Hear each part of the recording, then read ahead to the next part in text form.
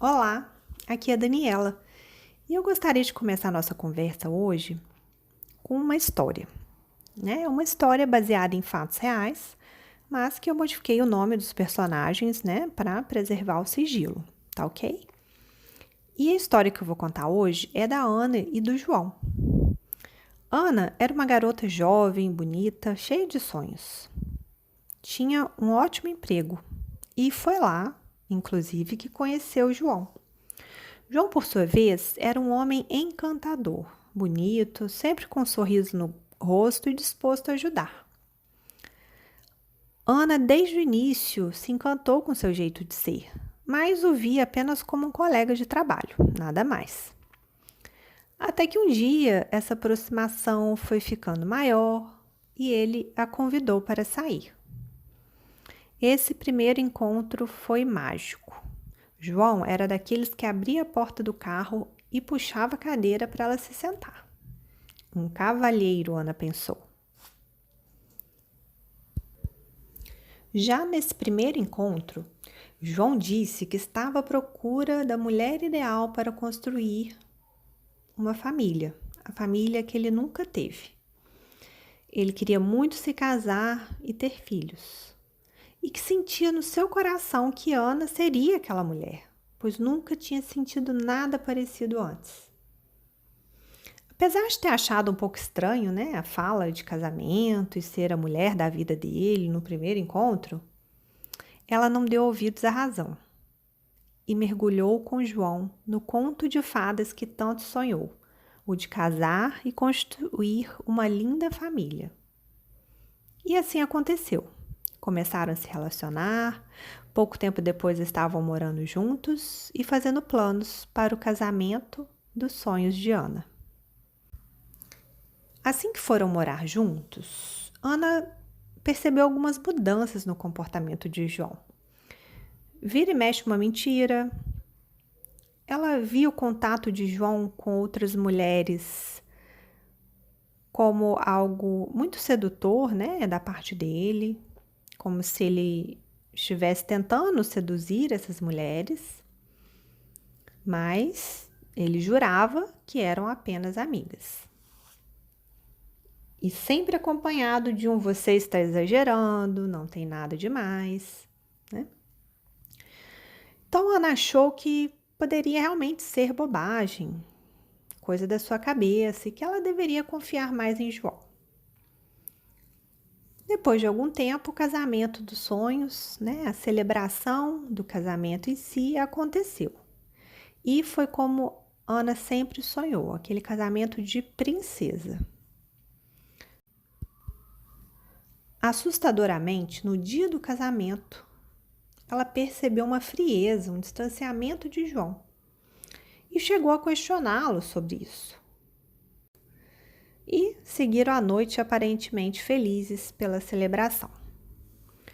Os dias foram se passando, semanas, meses, e João começou a demonstrar um lado completamente desconhecido por Ana.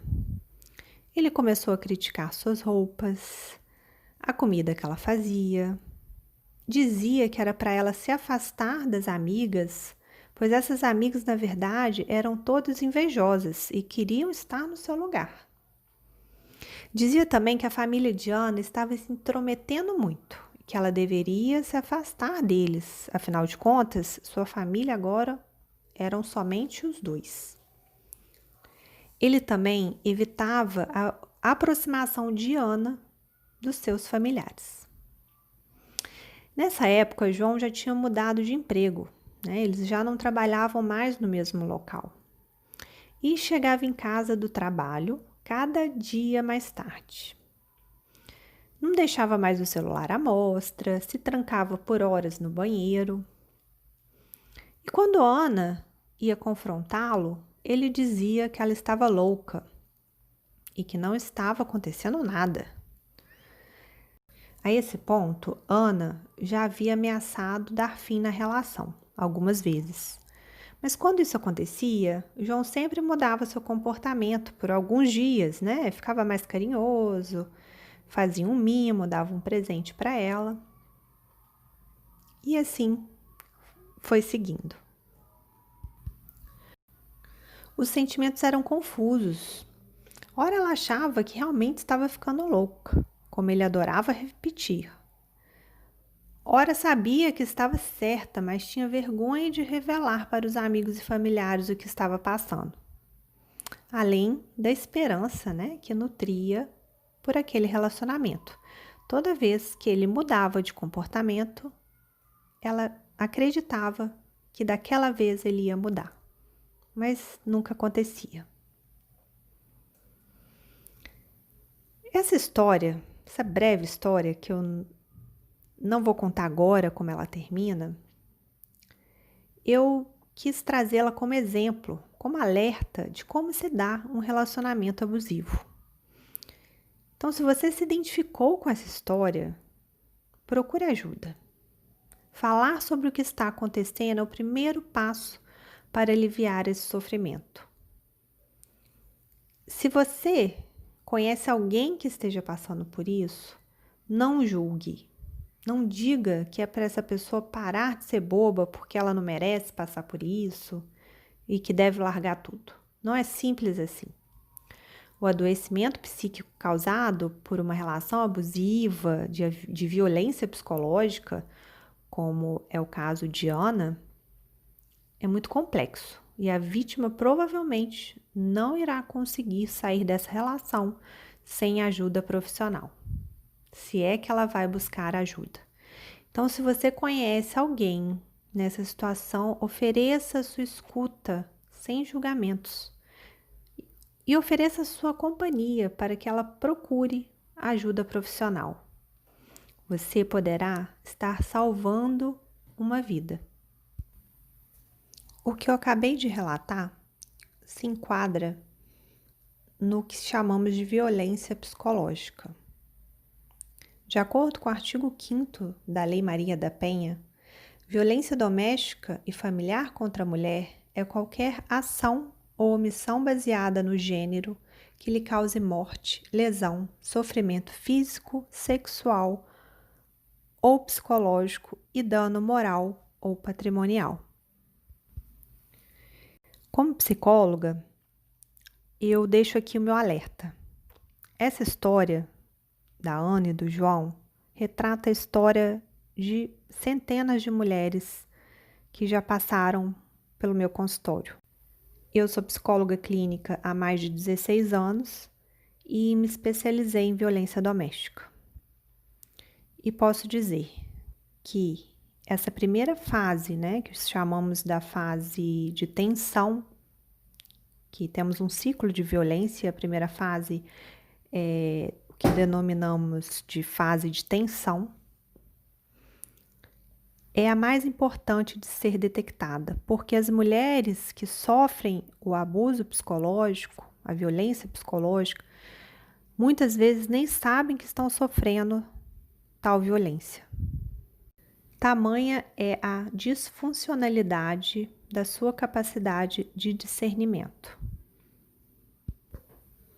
Por isso o meu alerta, por isso que eu quis trazer essa história de Ana e de João, que retrata a história de milhares de pessoas, né, no mundo, mulheres vítimas, né, de violência doméstica. Eu trago aqui o exemplo das mulheres, mas isso não exclui o fato de que homens e outras pessoas possam sofrer esse tipo de violência, tá, gente? É só deixando bem claro isso, que eu dou o exemplo da violência contra a mulher porque elas são maioria, infelizmente, né? Eu vejo isso na clínica e estatisticamente está aí, né, para todos verem.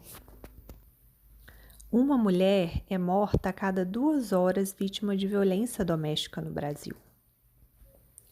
Então, se essa primeira fase da violência psicológica for detectada e essa mulher recorrer a uma ajuda nesse momento, é muito mais fácil que ela não evolua para uma violência física e até a um feminicídio.